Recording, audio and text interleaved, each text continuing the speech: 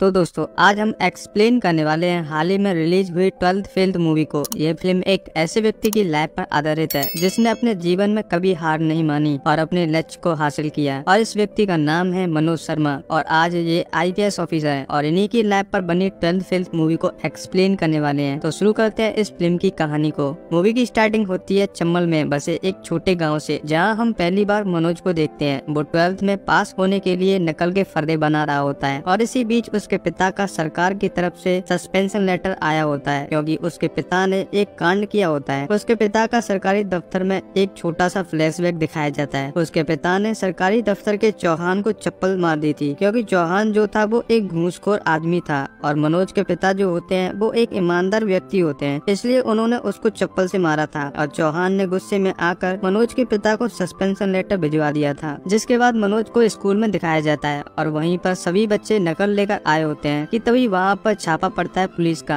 और यहाँ पर पुलिस ऑफिसर होता है DSP दुष्यंत। ये एक ईमानदार पुलिस ऑफिसर होता है, ना तो रिश्वत लेता और ना ही किसी को लेने देता। अब स्कूल का प्रिंसिपल आता है और DSP दुष्यंत से कहता है ये बच्चे नकल करके क्या ही उखाड़ लेंगे, आप जैसा तो बन नहीं सकते, लेकिन इनका नकल करके भला हो जाएगा। इसलिए प्रिंसिपल विधायक से DSP को फोन पर बात करवाने की कोशिश करता है, लेकिन DSP विधायक से बात नहीं करता। फिर प्रिंसिपल DSP को रिश्वत देने की कोशिश करता है। फिर DSP प्रिंसिपल को रिश्वत के केस में अरेस्ट कर ले जाता है और इस साल भी मनोज फेल हो जाता है। यहाँ पर मनोज का सपना ये था कि वो किसी तरह नकल करके 12th पास कर ले, जिससे कि उसको एक चपरासी की नौकरी मिल जाए क्योंकि उसके घर की स्थिति सही नहीं थी और ऊपर से उसके पिताजी की भी नौकरी चली गई थी। फिर उसके पिताजी को कोर्ट सुनवाई के लिए भी बुलाया गया है, इसलिए मनोज और उसका छोटा भाई घर चलाने के लिए एक जुगाड़ ले लेते हैं और उससे घर का सारा खर्चा चलाते हैं और जो भी पैसे आते हैं वो उनको अपनी माँ को दे देते हैं। लेकिन मनोज की दादी मनोज से कहती है उनको ये उम्मीद नहीं थी मनोज से वो एक जुगाड़ चला रहा है, क्योंकि मनोज के जो दादाजी थे वो एक सूबेदार थे और यहाँ उसकी दादी ये चाहती थी कि वो पढ़ लिख कर बड़ा ऑफिसर बने। अब एक दिन मनोज और उसका छोटा भाई अपने जुगाड़ में कुछ सवारियों को लेकर जा रहे होते हैं और रास्ते में उन्हें एक बस वाला रोक लेता है और कहता है ये इलाका तुम्हारा नहीं है और तुम अपनी सवारियों को हमें दे दो, नहीं तो वो विधायक से उनकी शिकायत कर देगा। यहाँ विधायक जो होता है वो एक पावरफुल आदमी होता है क्योंकि उसका ही इस शहर में बोलबाला था,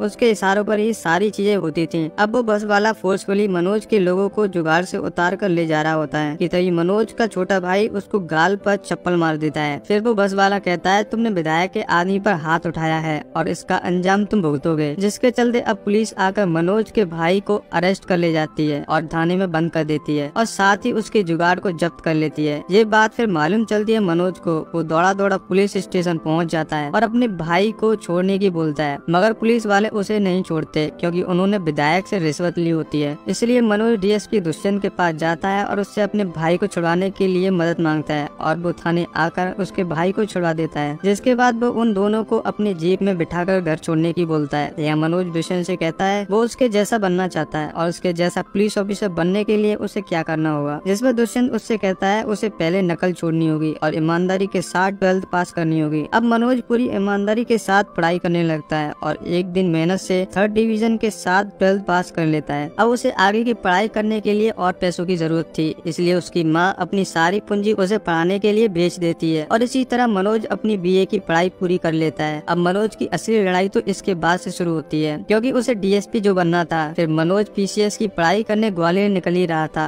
कि तभी उसकी दादी उसे अपने पास बुलाती है और उसे पेंशन के पैसे देती है जो कि उसने काफी सालों से जोड़ कर रखे थे और वो उन्हें उसे पढ़ाने के लिए दे देती है। वो चाहती है कि उसका पोता एक बड़ा अधिकारी बने और वो मरने से पहले उसे वर्दी में देखना चाहती है। यह मनोज अपनी दादी से वादा करता है वो एक दिन जरूर बड़ा अफसर बनेगा। फिर मनोज ग्वालियर के लिए रवाना हो जाता है और बस में बैठकर निकल जाता है और उसे अपनी बगल की सीट पर एक औरत मिलती है और उससे पोलाइटली बात करती है और उसे बताता है वो ग्वालियर DSP बनने जा रहा है। ये कहने के बाद मनोज की आंख लग जाती है और आंख लगते ही ग्वालियर आ जाता है और उसे मालूम चलता है उसका बैग गायब है और वो बैग उसी औरत ने चुरा लिया था जिससे उसने बात की थी। अब मनोज को कुछ भी समझ नहीं आ रहा था क्योंकि नया शहर, नए लोग और वहाँ वो अकेला पड़ गया था और ऊपर से उसकी दादी ने उसे पैसे दिए थे वो भी चोरी हो गए थे। अब वो वहाँ ऐसे तैसे एक रात गुजारता है और अगले दिन उसे मालूम चलता है जिस एग्जाम की वो तैयारी करने आया है वो 3 साल के लिए रद्द कर दिया गया है, यानी कि PCS का एग्जाम। और मनोज ये बात सुनकर शौक में पड़ जाता है और ना तो मनोज के पास घर जाने के लिए पैसे थे और वैसे ही वो घर जाता तो वो क्या मुँह लेकर जाता। अब मनोज को यहाँ पर 3 दिन हो जाते हैं और उसे बड़ी तेज भूख भी लगी थी, इसलिए वो वो एक ढाबे पर खाना खाने जाता है और वहाँ के मालिक से कहता है उसके पास पैसे नहीं है, मगर वो खाने के बदले बर्तन धो देगा। यहाँ वो उसे खाना दे देता है और इसी बीच मनोज की मुलाकात होती है एक पांडे नाम के लड़के से, और ये भी यहाँ पीसीएस की तैयारी करने आया था और अब वो दिल्ली जा रहा है यूपीएससी की तैयारी करने। यहाँ पर मनोज पांडे से पूछता है ये यूपीएससी क्या होता है, जिस पर पांडे उसे बताता है यूपीएससी आईएएस आईपीएस होता है। यह मनोज को आईपीएस का आई भी नहीं पता था और उसे ये भी नहीं पता था